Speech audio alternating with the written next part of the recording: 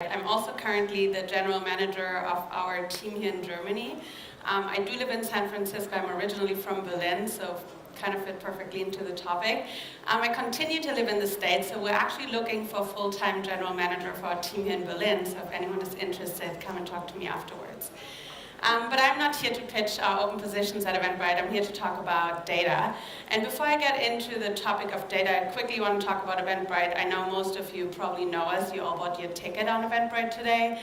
But Eventbrite is a global marketplace for life experiences. Our vision is to bring the world together through life experiences. And that means we provide a platform for both the organizers and the attendees to come together and facilitate any type of event. It can be an event like this one, it can be a conference like Bits and Pretzels in Munich, or the Tech of Meer here in Berlin, which I'm sure many of you know. We also do mud races like the Athletic runs and huge music festivals like the Icarus Festival, the Holy Festival of Colors, with tens of thousands, sometimes over 100,000 attendees. And in addition to those, we also have a lot of smaller organizers that just come on the platform, discover Eventbrite, and start to set up their own events.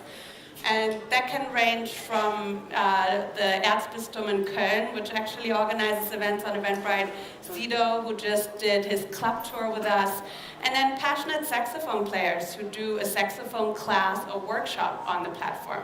And many of these people never get in touch with us. They just go online, set up the event, and start selling tickets, and get the information through our support team, our blog, or the help center that we have online. So it's a true self-service platform that encourages all these people around the world to come and organize events.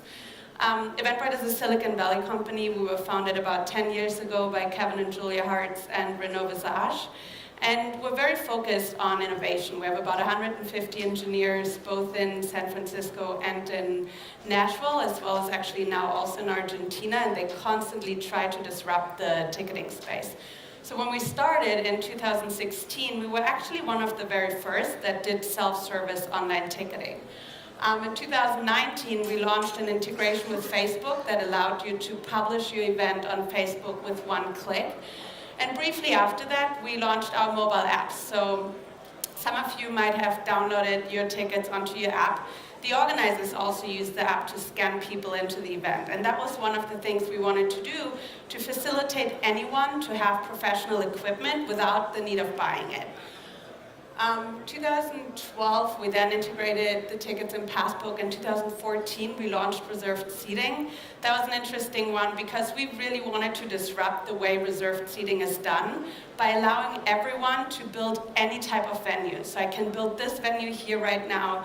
I could build a gala dinner, a horse race, any type of seating that you can imagine, and it's literally Apple drag and drop and putting together your own seat map. And then last year we launched RFID, and I'll talk about that a little bit more because that has a big impact on how we collect data and how we allow the organizer to use that. So nowadays, Eventbrite is actually one of the biggest technology companies for online ticketing in the world. We process about 3 million events a year and about 3 million tickets a week. So there's a lot of stuff happening on the platform every week and a lot of data flowing through the platform. Since we're a self-service platform, anyone can use us, and people do. They actually use Eventbrite in 180 markets all over the world. We do have offices in 10 countries and provide the platform in 24 currencies. But even just the other day, I saw an event in Madagascar where they just use a platform, they use PayPal for payment methods, and they just start to sell their tickets. It's really great to see how distributed across the world over the last years. And in 2015, we opened up our office here in Berlin. This is Renaud Visage, our co-founder, announcing the office opening in Lederhosen on stage at the Bits and Pretzels conference. We just acquired a company called TicketScript and now grew the team to 25 people here in Berlin. They also have offices in the Netherlands where we considerably build our presence. So we are really excited about the German market because even in Germany, where people just love paper tickets and love to buy the ticket at the booth, people now really start to move to online, which is an exciting trend that we're seeing. So let's talk about data. Obviously for us, data is really interesting when it comes to events. And the focus we have is how can we help organizers to do the events in a better way and ultimately provide a better experience for the attendees. So the three types of technologies I want to talk about are Bluetooth Low Energy, RFID, and NFC. For those of you that haven't heard of all of these technologies or don't know exactly what they are, which I was one of them when we just started implementing these, I'm going to recap real quick what these are. So Bluetooth Low Energy, also called iBeacon, which is the proprietary solution from Apple, is basically a transmitter of data with its own little energy source. It uses very low energy and basically provides any amount of data over a pretty big distance which can be around 100 meters, and they're constantly improving that in order to be able to transmit more data faster and using lower energy. And then this data that's transmitted via Bluetooth is read by a device like a mobile phone, and then can lead to a push notification or provide some type of information on your phone. RFID is used a lot at events. Basically, this is the new RFID reader that Eventbrite just launched, but it's a bracelet that you use that doesn't have an own energy source. It can be read but also written by any other device, and it identifies the one who's carrying it. You can check in at an event with that. You can also tap on it and cause an action like a post on Facebook or whatever. The interesting thing about RFID is that it doesn't use any energy, so you can have it all day, all week. And it's also very protective because it stays on your wristband, so it's hard to use it for fraud. NFC is similar to RFID, but it does use energy. It's usually on mobile phones, often used for payments, and it's very short distances. So you use NFC in your phone to pay somewhere. You can also read an NFC tag, and it causes some action, like opening a website or connecting to a speaker or logging into Wi-Fi. And someday NFC could replace RFID. The problem with NFC right now is that not every mobile phone is enabled for NFC, and it does drain your battery. So I think there's still some way to go until NFC really gets to that level where it does replace RFID. So the question is, what does this technology do? And how does it really improve our experience as event goers, or for the organizers to use the data? And so in order to explain that, I actually want to talk about an event across the pond that all of you probably know, but don't necessarily connect with innovative, cutting-edge technology, which is Disney World. When you go to Disney World in Miami, you actually buy your ticket and they send you your wristband to your home. So when you get to the park, all you do is you just walk in. This is the reader that basically checks you in. And you can pre-book your rides, so you can say what time you want to do which ride. You can pre-book your food when you get close to the restaurant. Through your bracelet, it recognizes that you're close and the kitchen starts cooking your meal. You can pre-book things that you want to buy. You can pay, so you don't need to run around and look for cash. And so it just makes the experience of the attendee much better. They don't have to wait in line. They don't need to have cash. And they can pre-order, whatever they want to experience. Obviously, for the organizer or the park owner, this is really interesting because they can use that information to make it a better experience when the attendee gets there. But obviously, they also can use that information to plan their rides, their food, etc., in a different way. So the interesting thing here is that I didn't really talk about which technology of these three is actually behind this. And the reason I didn't is because it doesn't matter. It doesn't matter what the technology is that runs in the background. The important thing is how the technology, how the hardware and the software work together to make the experience for you as the attendee or the organizer perfect. Right? And so I think that's the important thing for us to focus on, is what really makes that experience so special, and how can we ensure that this runs smoothly. And so at events, this is our RFID tool, and I actually want to show you a quick video because it shows you how it can improve the attendee experience when they come to the event.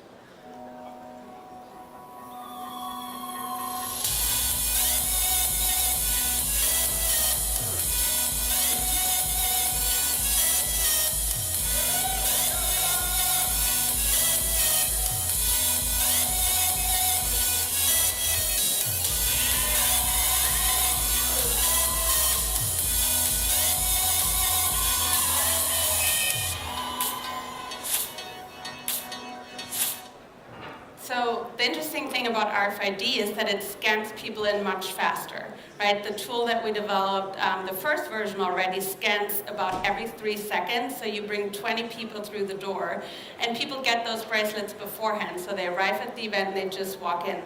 Also, these small RFID readers replace those big metal entrance gates that you're used to, and so when you see that there are a lot of people coming in through one gate and the other one is pretty empty, you just take that device and put it somewhere else. So it allows you to actually improve that experience even at the event. And then also, because those bracelets are, they read whenever you go in, you cannot really use them as a paper ticket that you might be able to copy or use twice, because they identify that you're in the event and you can't use them again. So it's just much more secure for the organizer.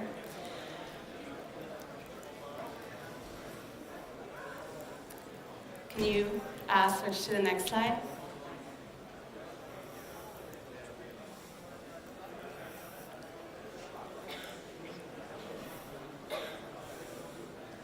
Sorry, quick up. Okay, so the other thing that's really interesting about this type of technology at events is heat maps and locations. So this one is actually a map from a festival called Boomtown in the UK. And as you can see, it can get quite confusing for the attendee where to go and what to do, because there's so much to do and it's such a big map. And so technology like iBeacon, for example, can help you to navigate through the event by sending you a push notification when your favorite artist is on the stage next to you, or by pre-ordering food in a location where you are at, or by identifying where you are in case of emergency and coming to you right away. For the organizer, this can be really interesting because they can see where people are. Where do people go? Which areas are the most popular ones? Where do they maybe need more bathrooms or more stations to sell more food? So by getting this information at the event itself, they can plan the layout and the acts better for the next year to come. The other very important technology that's used more and more at events and that's facilitated through this data exchange is cashless payments, something that we see more and more here in Germany as well. And the really interesting piece is when you can combine tickets with cashless payments. So you don't have to register for your ticket, put your credit card information in there, and then put it into the cashless payment system again, but you combine them in one, for example, through RFID bracelets that are cash-enabled. And what it allows you as the attendee is you come to the event, you use your bracelet, you walk in, and you use it for payment. So think about, your kids, or some of you probably more your little brother and sister that go to an event, they lose their wallet when they stay in tents, etc. And by having it all on the bracelet, you can decide how much money you want to bring in, and then you just go and pay. And then for the organizer also, it's really interesting because they see who buys what and where do they buy which things. So again, it just helps you to stock items in a different way. Your bracelet also serves for identification. So I know who you are when you come into the event. If that data is combined with your cell phone, it even increases the level of security, which nowadays can be really important, right? I know who you are. I might also know if you're a VIP or if you bought a normal ticket, and I can create certain access zones like the VIP tent or the VIP area where you only get in if you have that special access. So that wristband basically serves like your passport or your identification when you come to an event. And for the organizer, all of this technology, and also for the attendee, ultimately can improve that entire experience from buying the ticket to getting into the event to buying things at the event. But the really powerful thing about this is to combine all of this data together. So you know who came, what did they do, where did they go, what did they love, which products did they wanted, which acts did they like, and how did they experience the event. And that data is for you as the organizer, basically your currency, right? When it comes to speaking to sponsors or people that are interested in participating in your event. Think about, you're someone pitching to Coca-Cola or whatever, and you can tell them exactly what's the audience that's going to come? Are they interested? Are they the right age bracket for you? You know, do they behave in the way that you would expect as a seller? And then also, how can you connect these sponsors with the audience?